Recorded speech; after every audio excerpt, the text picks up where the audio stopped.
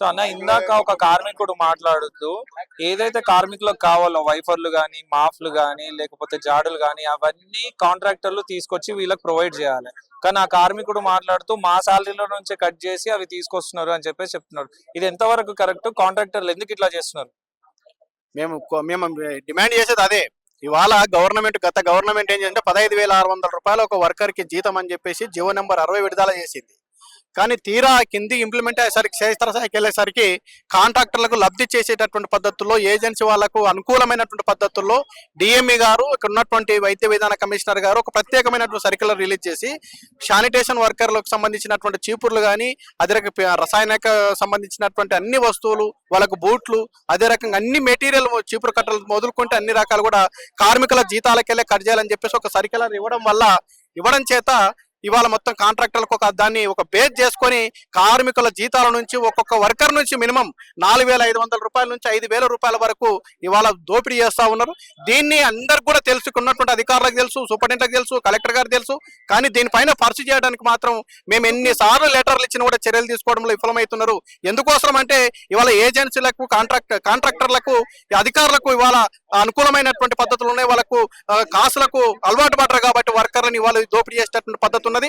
దీన్ని తీవ్రంగా వ్యతిరేకిస్తున్నాం. ఇవాళ జీవో నెంబర్ 60 ఒకే వైద్య శాఖలో, ఒకే ఆరోగ్య శాఖలో GO number 60 out sourcing contract వాళ్ళకి మాత్రము 13,600 రూపాయలు ఇస్తున్నారు.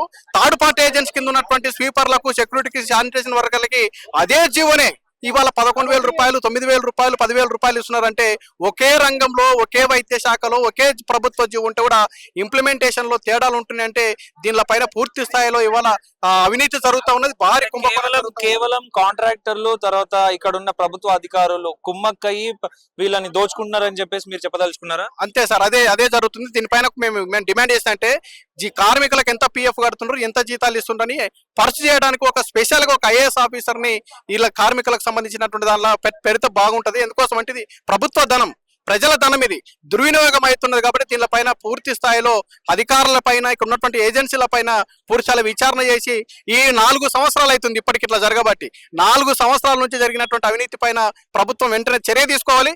కార్మికులకు నేరుగా ఇట్లాంటి ఏజెన్సీ సిస్టమ్ లేకుండా నేరుగా కార్పొరేషన్ పెట్టి ఇవాళ జీతాలు అందించాలని మేము డిమాండ్ చేస్తా ఉన్నాం. సో ఇప్పుడు మీ నిరసన వల్ల గవర్నమెంట్ కానీ, లేకపోతే ఇక్కడ ఉన్న అధికారులు కానీ స్పందించకపోతే మీ తదుపరి కార్యాచరణ ఎలా ఉండబోతుంది? పూర్తి స్థాయిలో ఇది ఈరోజు షాంపిల్ గా మాత్రమే ధర్నా చేస్తా ఉన్నాం. ఇప్పటికీ టెండర్లు అయిపోయి సంవత్సరం అయిపోతుంది. ఏడాది కావస్తున్నా కూడా ఇప్పటికీ అతిగతి లేదు, జీవో నెంబర్లు విడుదల చేయట్లేదు. కాబట్టి మేము కోరేటటువంటిది అంటే ఏజెన్సీ వాళ్ళు కూడా మాకు పూర్తి స్థాయి నిధులు గవర్నమెంట్ ఇస్తలేదు కాబట్టి కోతలు పెడతామంటున్నారు. కాబట్టి టెండర్లు అయిపోయినాయి కాబట్టి కొత్త టెండర్లు అనేవి వేసి వెంటనే 26,000 రూపాయలు జీతం వచ్చే వరకు మా పోరాటం కొనసాగుతుంది. మేము ఎక్కడికెక్కడ ఇవాళ మార్పుతో అధికారంకి వచ్చినటువంటి కాంగ్రెస్ ప్రభుత్వానికి మేమంతా సపోర్ట్ చేసినాం. కార్మికులు ఓట్లు వేసుకున్నారు. ఖచ్చితంగా జీతాలు పెంచాలా, లేకపోతే గత ప్రభుత్వానికి పట్టినటువంటి గతిని ఈ ప్రభుత్వానికి కూడా చెప్తామని చెప్పి తెలియజేస్తా ఉన్నాం.